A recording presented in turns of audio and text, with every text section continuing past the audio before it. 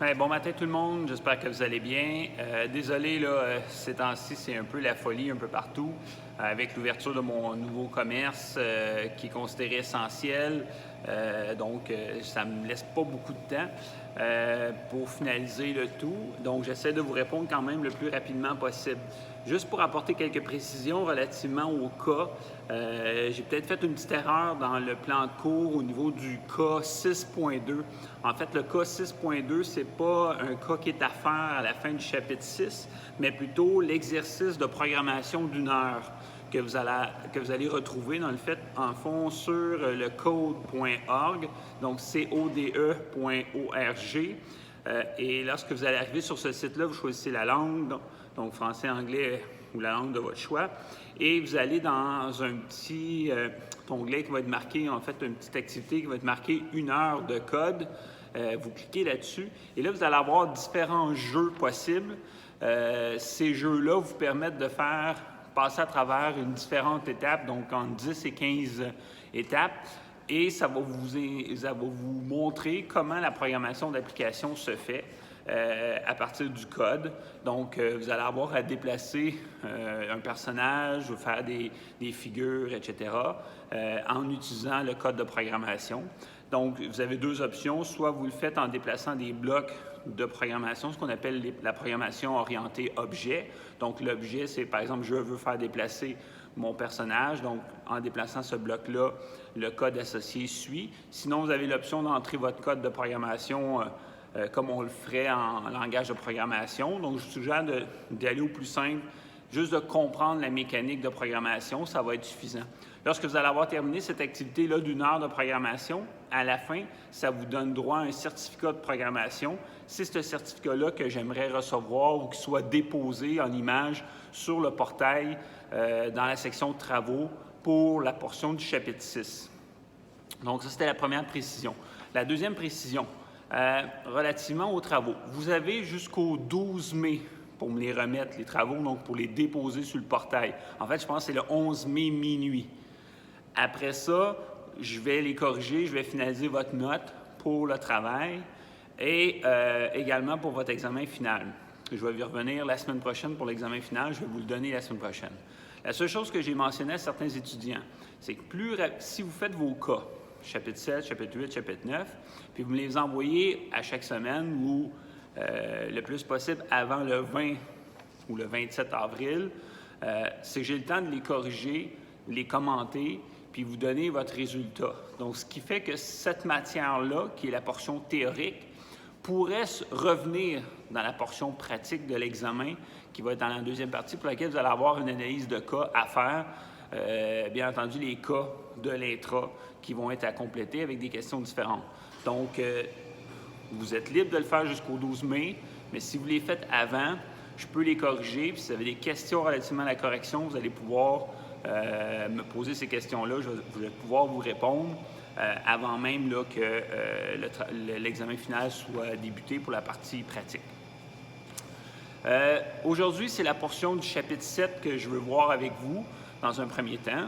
Dans le chapitre 7, c'est assez théorique. Il y a beaucoup d'éléments d'ordre, je dirais, réseautique, concept, nouveaux concepts. Je veux vous apporter surtout sur 2-3 points importants. Dans un premier temps, la situation actuelle, si vous suivez un peu l'actualité, vous allez voir que de plus en plus les commerçants qui veulent rester ouverts n'ont pas le choix de migrer vers le web, donc migrer vers le commerce électronique. Puis encore plus, ils ont besoin d'utiliser des technologies de type sans fil pour essayer de payer ou vous faire le paiement sans contact. Donc, vous avez sûrement entendu parler de ça, que des entreprises offraient la commande en ligne, le ramassage en magasin, la livraison ou la livraison sans contact ou le ramassage en magasin sans contact. Bien, cette technologie-là existe, puis c'est un peu le cœur du chapitre 7. Il existe différentes technologies, puis je veux juste faire le survol des éléments que vous devriez maîtriser. Dans un premier temps, vous avez déjà entendu parler des réseaux sans fil, le Wi-Fi, proprement dit. Le Wi-Fi, si vous avez un modem, j'ai mis un exemple sur le PowerPoint, donc j'ai rajouté une petite image. Vous avez un appareil avec 2 antennes. Ces appareils-là ont habituellement une portée de 100 mètres ou 300 pieds. Ça veut dire quoi? Ça veut dire que cette antenne-là qui communique avec votre appareil, soit un téléphone, soit un ordinateur, soit un terminal de paiement sans contact, bien, il y a une distance d'à peu près 100 mètres de couverture pour transférer les données. Ça veut dire que si votre réseau n'était pas sécurisé, n'importe qui dans un rayon de 100 mètres de cet appareil-là pourrait intercepter votre donnée. Votre donnée, qu'est-ce qui circule en vos terminaux? Bien, c'est les coordonnées du client, c'est le numéro de carte de crédit du client. Donc, ces informations-là vont voyager selon une onde. L'importance d'avoir ces réseaux-là sécurisés, donc d'avoir un mot de passe quand même avec une encryption sur ces réseaux-là pour éviter qu'il y ait perte d'informations. Parce que si vous êtes un commerçant, bien, c'est votre responsabilité. Vous vous souvenez des politiques de confidentialité? C'est votre responsabilité d'assurer la sécurité des données, d'informations que vous récupérez des clients. Donc, les réseaux sans fil, c'est comme aussi celui de votre maison. Donc, si vous habitez en résidence, bien, imaginez 100 mètres autour de vous, de votre appareil, bien, potentiellement, tous les gens qui sont dans ce rayon de 100 mètres-là peuvent avoir accès à vos données, peuvent avoir accès à votre terminal. D'où l'importance d'avoir accès à, un réseau sans fil sécurisé, et deux, lorsque vous faites des transactions sur des sites pour lesquels on voit un petit cadenas ou un certificat SSL, donc le petit HTTPS, donc pour que le lien soit sécurisé. Au moins, vous diminuez énormément les risques de perte d'informations de nature confidentielle. Ça, c'est l'approche des réseaux sans fil, de type, en fait, Wi-Fi. Vous avez le WiMAX. Le WiMAX, c'est comme votre sans fil, mais au lieu d'avoir un rayon de 100 mètres, on a un rayon de 50 km. Donc, la connexion entre votre téléphone, les ordinateurs ou les citoyens se fait sur le même principe que le Wi-Fi, mais dans une portée de 50 km. Donc, l'antenne est plus grosse. On va souvent localiser ça dans des régions éloignées où c'est trop coûteux d'amener un fil ou d'amener d'autres technologies de fibre optique, par exemple, aux résidences. Donc, on installe une grosse antenne sur un édifice ou une montagne qui a une meilleure couverture, puis on peut connecter dans un rayon de 50 km les gens par WiMAX. Donc, même chose que le sans-fil, que votre Wi-Fi, votre petit Wi-Fi à la maison. Autre technologie importante, le Li-Fi, L-I-F-I. Le Li-Fi, c'est un réseau sans fil, mais au lieu que les données voyagent par un onde, ils vont voyager par la lumière. Donc, la vitesse de transmission est excessivement rapide. Par contre, cette transmission-là, il faut voir la lumière. Donc, si je suis derrière un mur, la lumière ne passera pas derrière le mur. Donc, la communication ne sera pas possible. Par contre, si je vois la lumière, bien, la vitesse de transmission des données est importante. Pourquoi c'est intéressant de retenir cette notion-là de Li-Fi? Bien, je vous ai mis 2 liens vidéo. Entre autres, Internet.org, qui est une organisation pour laquelle Facebook et des grands joueurs sont membres, qui vont en quelque sorte développer ou travailler sur cette technologie-là d'un faisceau laser, donc d'une lumière, pour partager ou échanger de l'information, entre autres, autour de la Terre. Donc, il y a une forme de partenariat qui est en train de s'installer pour, plutôt qu'augmenter le nombre de satellites autour de la Terre pour la communication, on va plutôt les relier par faisceau lumineux, donc par un laser. Donc, la notion de Li-Fi qu'on peut avoir dans nos commerces ou à la maison, bien là, on l'extrapole, on l'utilise beaucoup au niveau des satellites qui tournent autour de la Terre. Ça va permettre, entre autres, lorsque le satellite se déplace, bien, on peut avoir une perte de communication. Bien, le faisceau, la lumière envoie le signal à un autre satellite et la communication à ce moment-là est meilleure. Donc, on augmente la portée de notre communication. Donc, la technologie Li-Fi est très intéressante. Vous allez en voir de plus en plus d'applications parce qu'elle permet justement une meilleure transmission.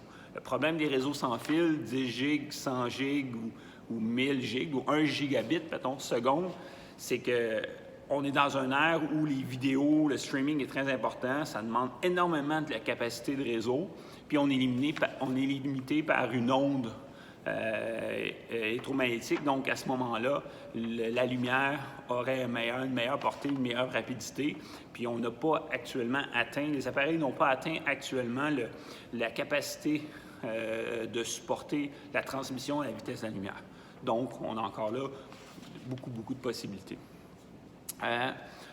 L'autre élément que je voulais considérer dans le chapitre 7, c'est également le fait que des organisations comme Facebook, Google et autres travaillent à développer des technologies pour connecter un plus grand nombre de personnes.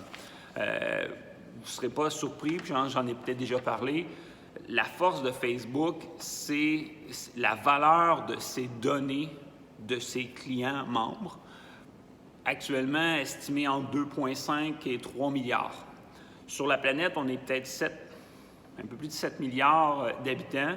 Bien, il reste à peu près 4 milliards, 4,5 milliards de gens qui n'ont pas accès à Facebook, qui n'ont pas accès à ces réseaux-là, parce qu'ils sont dans des régions éloignées, parce qu'ils sont dans des lieux plus difficilement accessibles.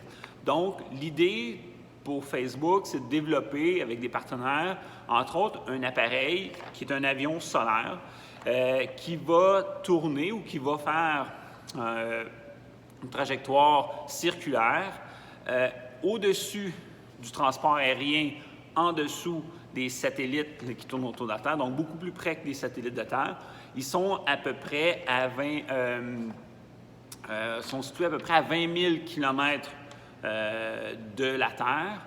Donc, à ce moment-là, ça permet d'avoir un meilleur accès aux données et l'appareil, qui est un avion solaire, peut rester plusieurs mois au-dessus d'une région et donner accès aux gens de cette région-là via l'appareil, donc une meilleure connexion. Donc, c'est une meilleure connexion qu'un satellite, puis ça permet, à des coûts moindres, d'offrir une connectivité à des gens qui n'y auraient pas accès. L'objectif, brancher un plus grand nombre de gens à travers Facebook ou à travers d'autres réseaux pour augmenter le volume de données récupérées par Facebook. Donc, l'avion, le deuxième lien que j'ai mis sur le portail, c'est une petite vidéo qui va vous présenter en quelque sorte l'appareil en question qui vole déjà, pour lequel on est en train de faire des essais puis améliorer la communication ou les échanges. Mais ça va être une alternative intéressante pour connecter un plus grand nombre de personnes sur la planète. Dans le chapitre 7, outre les fournisseurs de services Internet, donc les FSI, qui sont les Vidéotron Bell de ce monde, donc qui vont fournir la communication, c'est les éléments clés que vous devriez maîtriser. À l'examen final, lorsque vous allez avoir à faire les travaux ou l'analyse des cas, je ne viendrai pas questionner spécifiquement ces concepts-là. Qu'est-ce qu'un réseau sans fil? Mais je veux que vous reteniez qu'on a vu jusqu'à maintenant 3 types de réseaux. Les Internet, donc les réseaux d'ordinateurs publics, intranet, extranet. Bien, rajoutez à ça maintenant les réseaux sans fil de type Wi-Fi, les réseaux sans fil de type Li-Fi, donc avec la lumière, ou les réseaux sans fil de type WiMAX pour des entreprises qui seraient dans des régions plus éloignées. Donc, on rajoute à ça des types de réseaux. La matière ne sera pas questionnée sur les types de réseaux, mais si vous voyez dans un cas, dans une situation d'entreprise, dans la question qu'on vous parle de réseau, OK? Bien, vous sachez qu'il y a les réseaux Internet, intranet, extranet, les réseaux sans fil, Li-Fi, Wi-Fi, WiMAX, les réseaux satellites, les réseaux cellulaires, donc, sont bien expliqués dans les notes de cours, comment fonctionne un réseau cellulaire avec des antennes. Donc, souvent, le long des autoroutes, vous allez voir des grandes antennes avec des paraboles sur ces antennes-là. C'est des réseaux cellulaires. Donc, les réseaux cellulaires ont une couverture d'à peu près 26 km².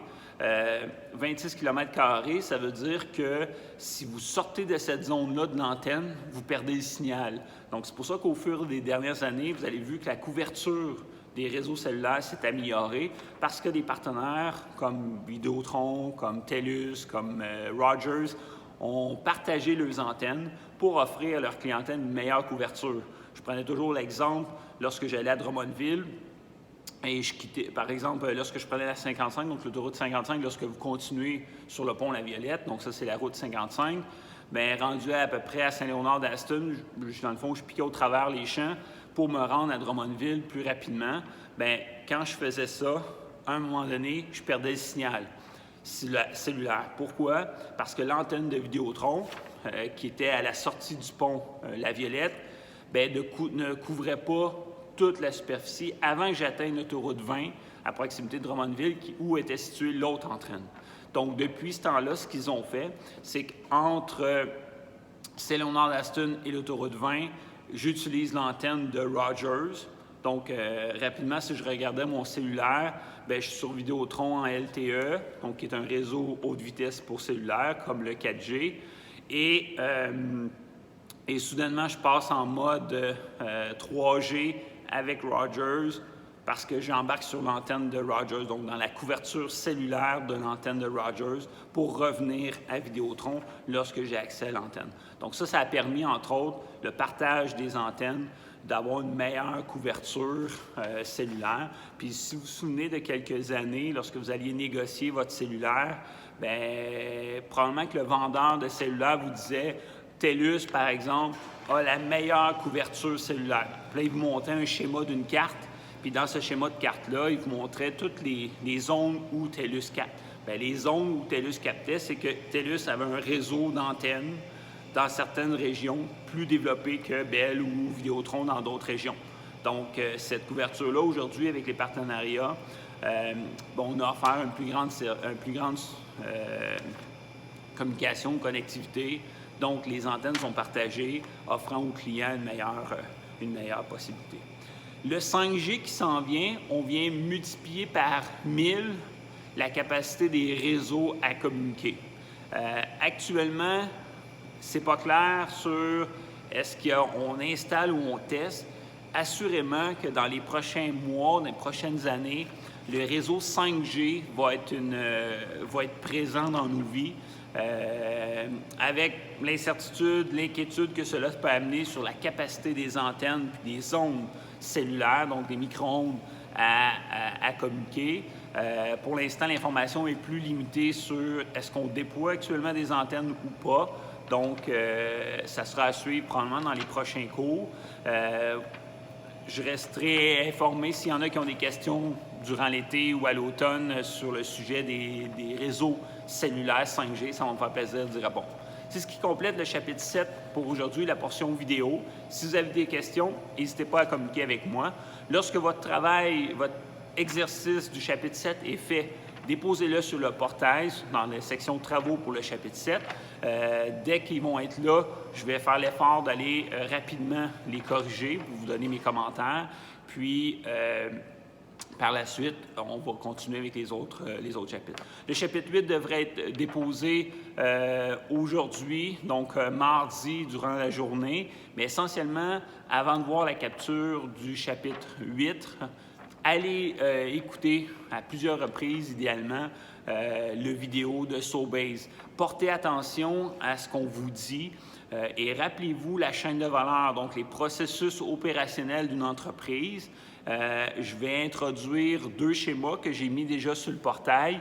Un schéma qui représente les processus, donc les chaînes de valeur, chaîne de vente, chaîne d'approvisionnement, et le deuxième schéma qui montre comment on peut automatiser ou améliorer ces chaînes de vente-là, donc ces processus-là, en implantant des technologies d'information qu'on va dire dites intégrées.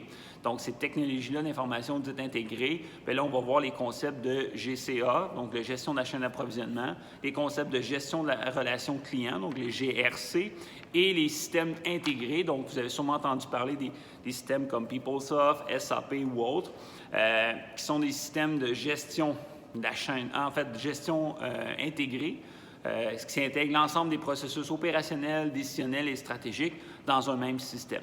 Je vais y revenir dans mon petit vidéo plus tard. Donc, pour le chapitre 7, c'est ce qui complète la matière. Je vous souhaite une belle journée, soyez prudents et au plaisir de répondre à vos questions s'il y en a. Merci. Bye bye.